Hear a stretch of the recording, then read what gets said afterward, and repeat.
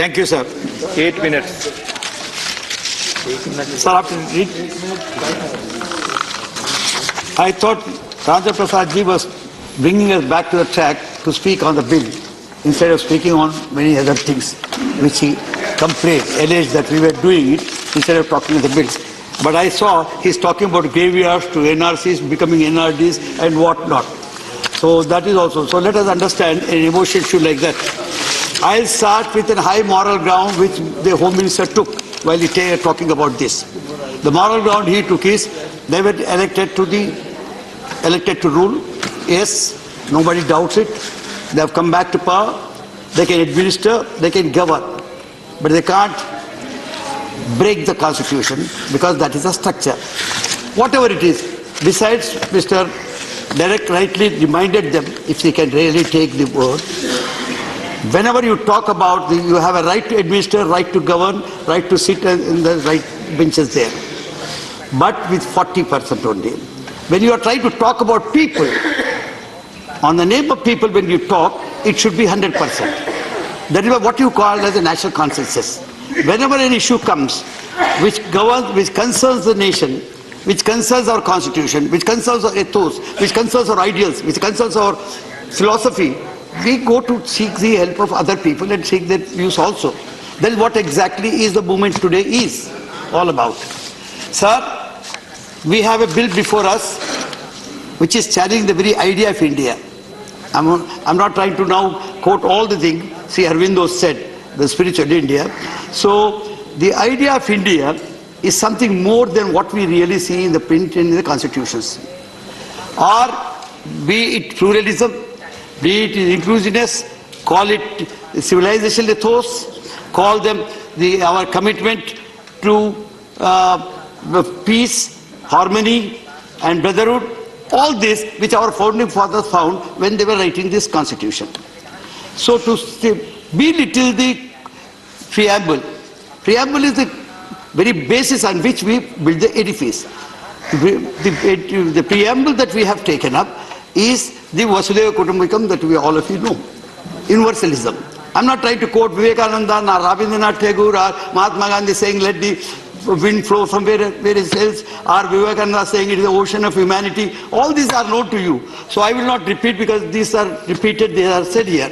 So all these great saints, seers, whom you did day and night remember, they have brought you one kind of ethos and one kind of civilization ethos. You say, God, because your development of civilization ethos, we were based on that.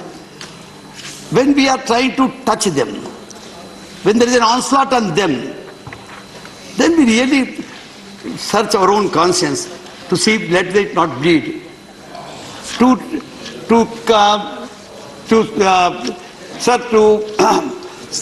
safeguard our own selves, our own identity as Indian, we talk about this. So today this bill has two faces. One is essentially constitutional legality and constitutional morality.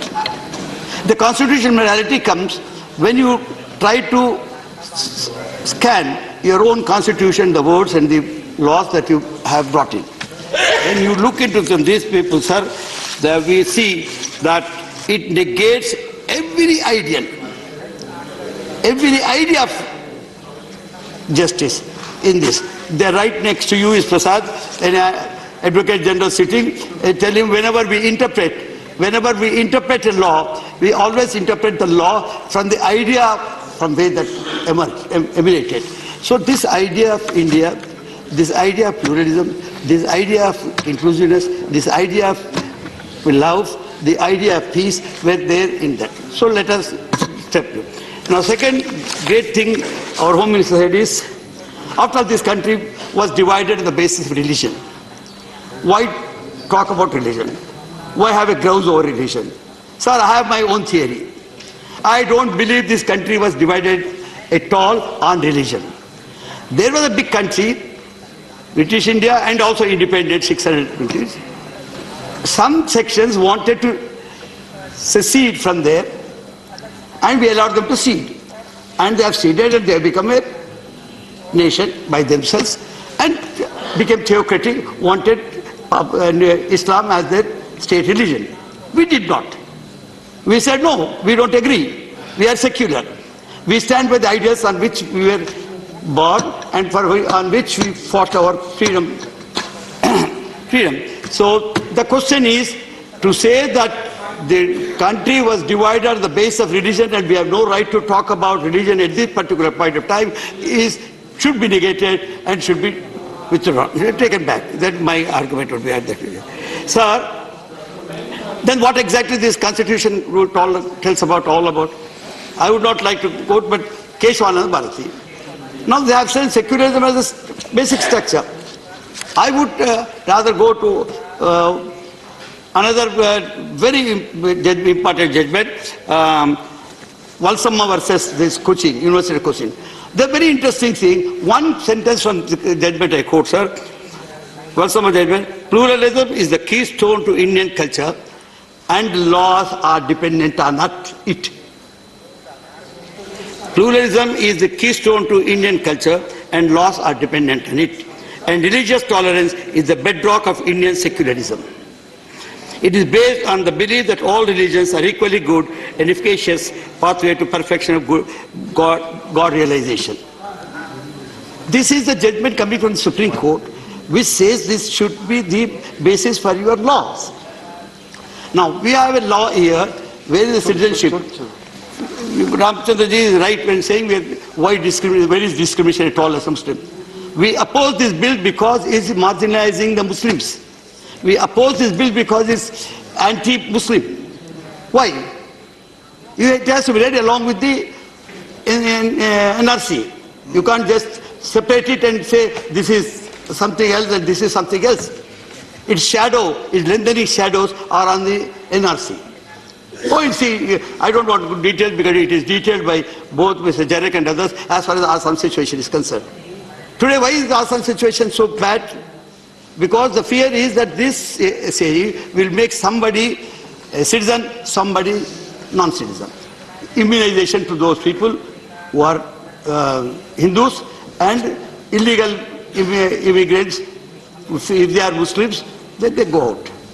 Now this kind of discrimination, that we have some kind of a, what we call multi-dimensional, multiple ground for citizenship, which is not allowed at all. That is why Ambedkar ji said, the one clause that proved a headache to the entire members of the Constituent Assembly is the citizenship clause, 5 to 11. He said it was a headache because everything had to be ready to it, because tomorrow they are going to become the torch bearers of the nation. Now that is why let us not take it. Conclude, please, now, sir. Sir, as I said, we are now trying to say that we agree. I am just coming to answer only the questions. We totally agree with you. There is a persecution. You must help them, take them, give them more relief. Nobody has an objection. But here you are dividing the migrants as such. What you are trying to do is, a migrant who is a Hindu has all the relief from you. If it is some Muslims, no. And your reason, rationally, is because they are coming from a state which is an Islamic state. Dr. Keswar Rao ji, please conclude now. It's already 8 minutes. I'll complete this sentence. Please they are from theocratic society. Sir, there is Sri Lanka. There are religious persecutions. In Pakistan, Ahmadiyas are there, Rohingyas are there in Myanmar, and Sri Lankans are there, who are already there in Tamil Nadu.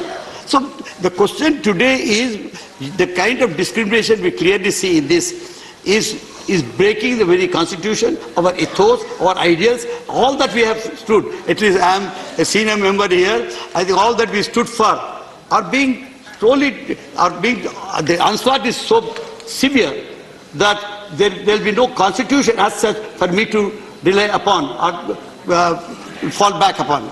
So thank you very much, sir. I tell you, this bill should be withdrawn, not send here or there, have a second thought, because let us not bring a new dimension to our thinking, our civilization ethos, wherein we are dividing the nation into two. Thank